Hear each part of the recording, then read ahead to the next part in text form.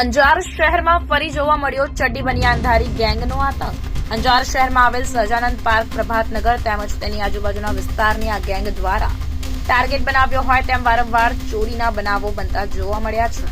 આ વિસ્તારમાં જ છેલ્લા ઓગસ્ટ મહિનામાં ચોરીનો બનાવ બન્યો હતો, જેની FIR નોંધ અંજાર પોલીસ સ્ટેશનમાં પણ કરવામાં આવી હતી।